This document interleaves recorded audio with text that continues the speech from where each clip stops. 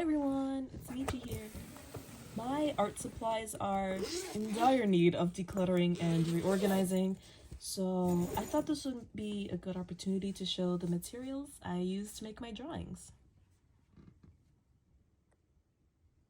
Palette, 6 or 12 tubes, and 6 colors, 1 white. So I'm going to tackle that. So first, the dry materials. I use Prismacolor colored pencils and charcoals. In your custom palette, especially if it's like one brand with info about stain and quality, it's just a great overview, and you can mark up your sheets and not destroy anything pretty that's in the package.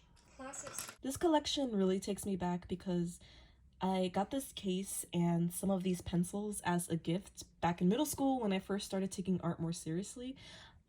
And to this day, they're pretty useful to me. Though it's kind of annoying trying to remove the short pencils because they get lodged in the little pockets, and you sort of have to like shake it out.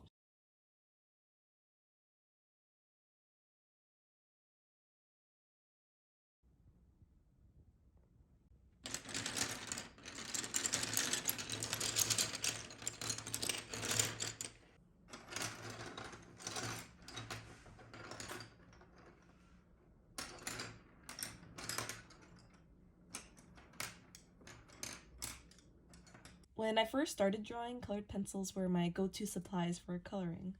I loved the texture and the soft shading that they created, and I felt that pencils were way more forgiving and easier to control than markers. Nowadays, I opt for markers as my main medium, but I still use these pencils as accents to complement my marker work.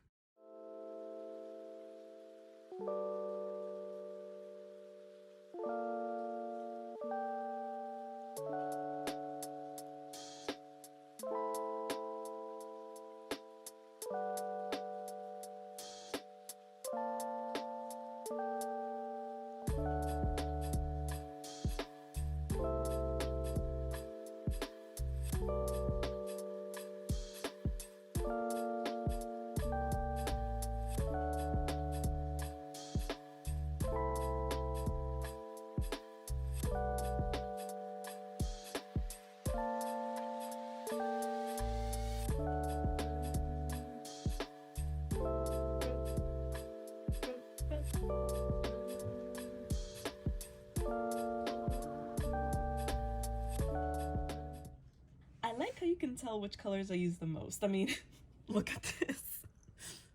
Hey, they're still usable. And these are the pencils I use for sketching. So your typical school pencils, the Dixon Ticonderoga pencils, and mechanical pencils. I've been really into mechanical pencils lately. I like not having to constantly use the sharpener.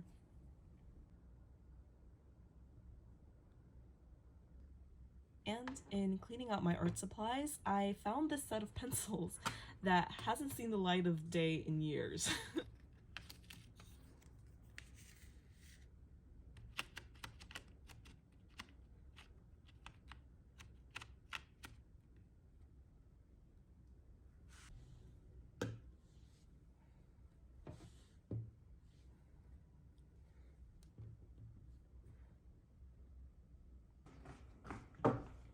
Now on to the wet materials, so the markers, highlighters, and pens. So I made swatches of my markers, highlighters, and pens by hue and listed the color name and the brand. I don't know why it took me so long to make this. I did it for my set of Ohuhu markers when I got them as a gift about 2 years ago. And I was like, why don't I do this for my other markers? I used to waste so much time in ink testing out markers while drawing. But with these swatches, it's much easier to not only choose the right materials, but also to plan my coloring for my drawings. It's such an obvious solution, but again, I have a bad habit of procrastinating on these types of things, so...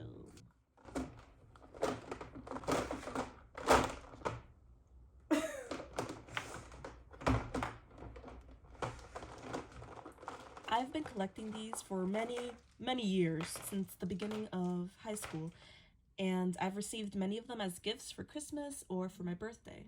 And they've become a huge mess.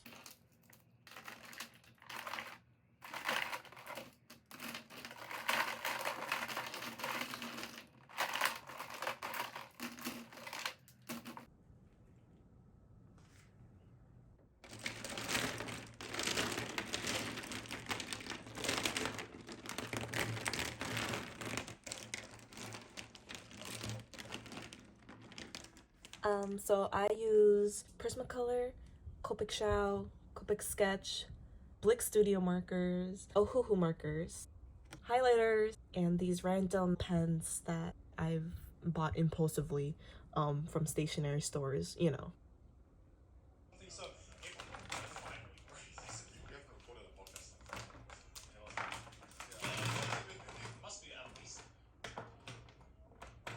So right now, as you can see, I'm organizing the materials by color.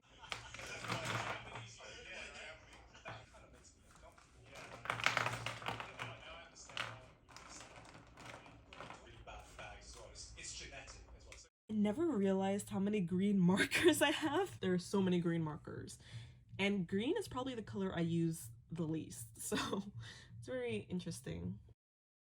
Markers are my go-to material because I love the smooth and the bold coloring they create, and they fit much better into my current style.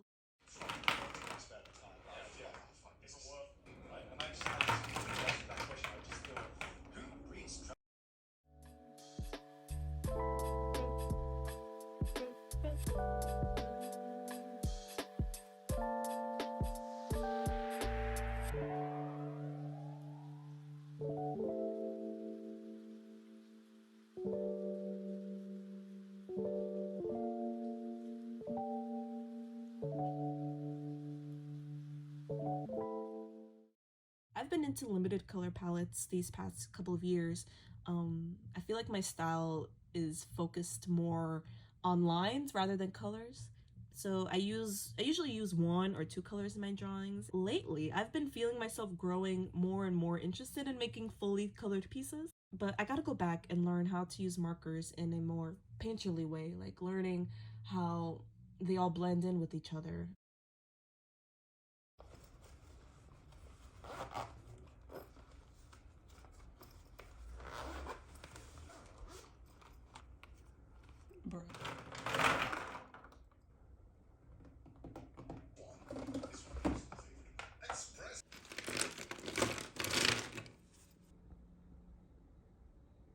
For inking, I use microns, Sharpies that are all dead, ballpoint pens, brush pens that are probably all dead, some white and gold pens that are probably all dead, and dry erase markers for whiteboard drawings. This collection got absolutely destroyed in October last year, and I have yet to restock them. And you remember this glass pen from an earlier video of my Cosmo drawing. Okay, so many of these markers are dead, and I've been procrastinating on replacing or refilling them. And I don't know which ones are dead because I kind of just throw them all in together. um, so in this little speed paint, I'm going to be testing out each marker, highlighter, and pen, and separate the dead supplies from the rest of my supplies. And I will also make a note of which colors and materials I need on this list for a future visit to the art store. And rather than just make another list of swatches, I decided to use them on this quick drawing of Yatora Yaguchi from Blue Period. I don't know how well this comes across, but I colored in little bubbles coming from that bubble blower pipe thingy I drew Yatora with. It's not the most creative use of all the markers, but again, the goal wasn't to make a masterpiece, but to test out my supplies in a fun way, and it was pretty relaxing making all those circles. I didn't think all the colors would fit as bubbles without the drawing looking more crowded than it already does, so I used some of the materials to outline the bubbles instead.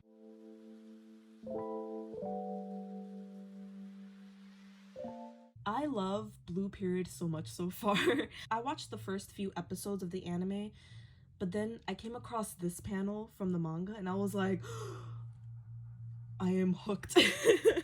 So now I'm reading the manga. I'm on chapter 20 out of, I think it has like 48 chapters right now. Um, but yeah, it's such a beautiful manga. This manga makes me want to take an art class or go outside and draw. It makes me want to be more, I don't know, open minded and tap into that energy I had as a beginner artist. Want to learn like as much as possible and take in as much information as possible. Because sometimes, honestly, I get lazy and I'm like, oh, I know how to draw this. I've seen lots of tutorials before, so I'm good, and I know everything, you know. But then it's like, girl, no, you don't. Like, you don't know how to draw hands, you don't know how to draw eyes, or whatever it is. But anyway, more about like the story itself. So it's super endearing watching this character who lived life so passively find something he's genuinely passionate about.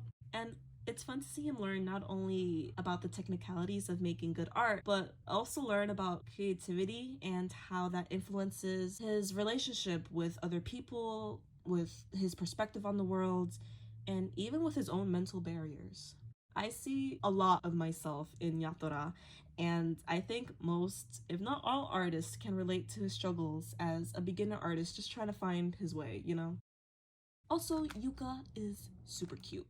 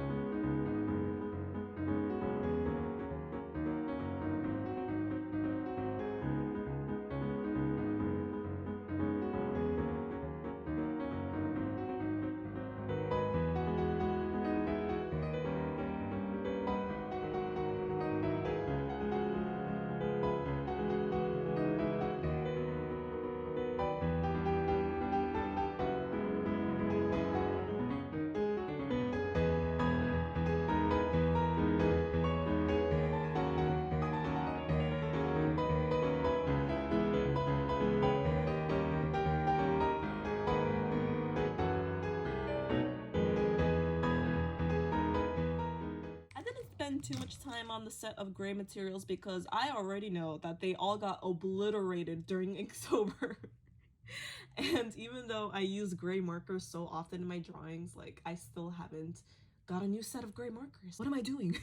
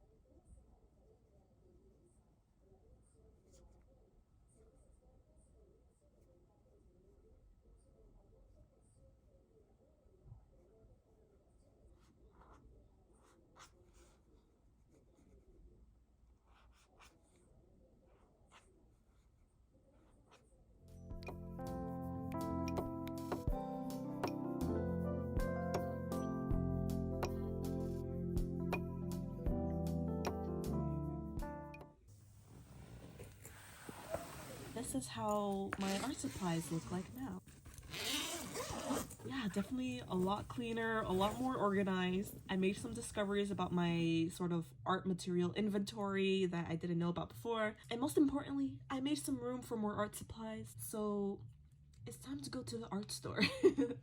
I hope you enjoyed this little art supply tour, and I hope you enjoyed the speed paint. So yeah, that's about it. Thank you for watching. Bye!